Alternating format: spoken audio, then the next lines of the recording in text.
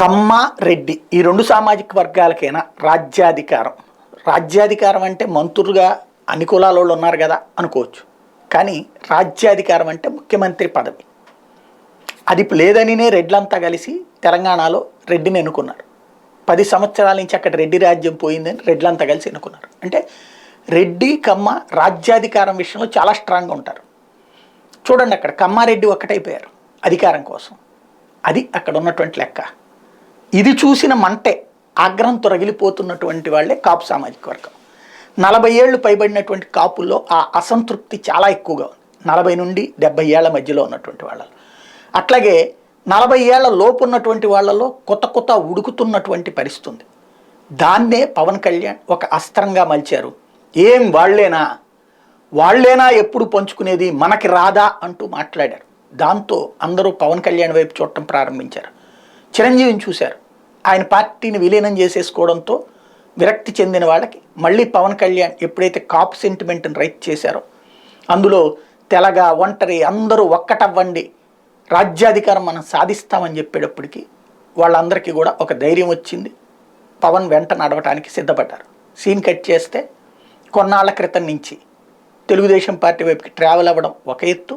ఇప్పుడు ఏకంగా 5 సంవత్సరాలు ముఖ్యమంత్రిగా చంద్రబాబు నాయుడేనని లోకేష్ స్వయంగా తేల్చి చెప్పడం. కింద కార్యకర్తలు ఎవరో మాట్లాడారంటే వేరు, స్వయంగా లోకేషే తేల్చి చెప్పేశారు. దీంతో ఇక పవర్ షేరింగ్ అన్నటువంటి కాన్సెప్ట్ కూడా లేదు కదా. ఇంకా ఇప్పుడు కాపు ఓట్లు ఎందుకు చంద్రబాబుకి వేయాలి? సుదీర్ఘకాలంగా 2 సామాజిక వర్గాల సంఘర్షణ పోవడానికైతే కనుక దానికి ఏమన్నా చంద్రబాబు గారు చర్యలు తీసుకున్నారా? లేదు కదా. పవన్ కళ్యాణ్ గారు చెప్పారు కాబట్టి మానేయాల. పవన్ పుట్టక ముందు నుంచి ఈ ఇద్దరి మధ్యన సంఘర్షణ వాతావరణం ఉంది. పవన్ పుట్టిన తర్వాత ఉంది. ఆ సంఘర్షణ వాతావరణాన్ని పవన్ కానీ చిరంజీవి కానీ ఎవరు సరిచేయలేదే. దానికి కారణమైనటువంటి సమస్యను ఎవరు రెక్టిఫై చేశారు? లేదే. మరి అప్పుడు చంద్రబాబు వైపుకి ఎందుకు ఇవ్వాలా అంటే జగన్ దుర్మార్గ పరిపాలన కాబట్టి. జగన్కి కాపులకి ఏం గొడవ వచ్చింది? ముద్రగారిని జగన్ ఏమైనా కొట్టించాడా? లేకపోతే కనుక కాపు ఉద్యమాన్ని జగన్ ఏమైనా తొక్కేశాడా? లేదు కదా. ఈవెన్ జగను కాపుల కోసమని కోనసీమ జిల్లాని కోనసీమగా ఉంచితే దాంట్లో మళ్ళీ రాజకీయం చేసి అంబేద్కర్ పేరు పెట్టట్లేదని చెప్పి రచ్చ చేసింది తెలుగుదేశం పార్టీ ప్లస్ జనసేన కలిసి. అప్పుడు తప్పనిసరి పరిస్థితుల్లో మళ్ళీ పెట్టుకొచ్చారు. దానికి ఆటోమేటిక్గా రివర్స్లోనే వచ్చింది జగన్ ప్రభుత్వం.